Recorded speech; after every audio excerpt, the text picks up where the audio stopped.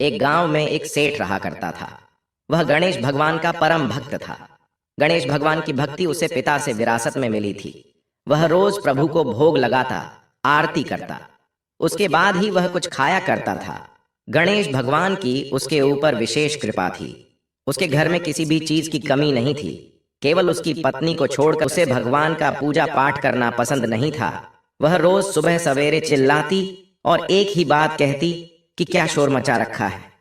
रोज घंटी और शंख बजाकर पूरा गांव इकट्ठा कर लो। सेठ उससे बहुत समझाता, पर वह कहाँ समझने वाली थी। एक दिन सेठ को किसी काम से बाहर जाना पड़ा। उसने अपनी पत्नी से बड़े प्रेम भाव से कहा, शांति, मुझे एक दिन के लिए बाहर जाना है। इतना काम कर देना कि प्रभु के भोग का ध्यान रख लेना, नहीं तो मेरे प्रभु भूखे ही रह जाएंगे। शांति ने अनमने से बात को सुनी। जब सेठ चला गया तो उसे एक उल्टी चाल सूझी। उसने सोचा, यदि गणेश जी को घर से बाहर निकाल दूं तो रोज रोज की आरती, पूजा, भोग और शंख की आवाज की झंझट ही खत्म हो जाएगा। उसने घर के पीछे जाकर एक गड्ढा खोदा, उसमें गणेश भगवान की मूर्ति को दबा दिया और घर में वापस आ गई। सेठ जब घर वापस आया, उसने मंदिर में गणेश भगवान को नहीं देखा। वह भागा भागा शांति के पास गया और कहने लगा, शांति, मेरे प्रभु कहाँ हैं? वह मंदिर में नहीं है।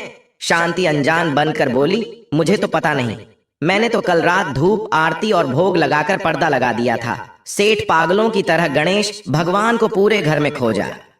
उसे मन ही मन में पछता रहा था कि यह काम शांति का ही है।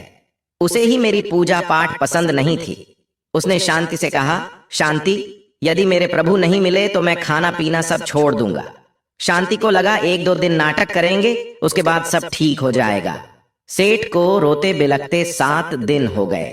वह शांति से बोला, शांति, मुझे पता है तुम्हें ही मेरी पूजा पाठ करना पसंद नहीं है।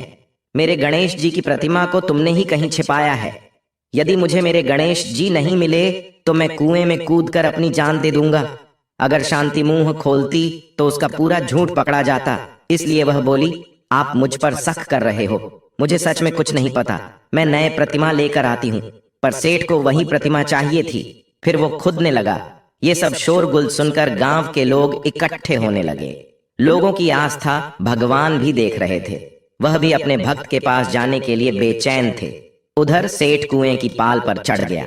शांति भागी भागी गणेश भगवान की प्रतिमा गड्ढे से निकालने लगी, पर गड्ढे में गणेश भगवान की प्रतिमा थी ही नहीं, क्योंकि गणेश भगवान अपनी प्रतिमा स्वयं निकाल लिए थे। गणेश भगवान बालक का रूप लेकर आए और अपनी प्रतिमा निकालकर उसके पास पहुंचे और बोले, काका, यही प्रतिमा आपकी है, आप इसे ही ढूंढ रहे हैं क्या? सेठ ने पीछे मुड़कर देखा तो एक सुंदर बालक के हाथ में उसके गणेश जी थे। वह पाल से नीचे उतरा, प्रभु को गले से लगाया, रोते रोते स्नान कराया और भगवान को मंदिर में स्थापित किया। वह बालक शांति की तरफ देखकर मुस्कुरा रहा था। शांति सोच में पड़ गई कि इस मूर्ति का पता इस बालक को कैसे चला। सेठ के साथ शांति भी अंदर चली गई। सेठ ने रोते रोते बड़े भाव से गणेश भगवान को स्थापित किया, पूजा करें और उस बालक का खूब धन्यवाद दिया। बालक जो कि स्वयं भगवान थे, वह बोले, काका, क्या मुझे भोग नहीं लगाओगे? शंभू भागा भागा गया और भोग लेकर आया।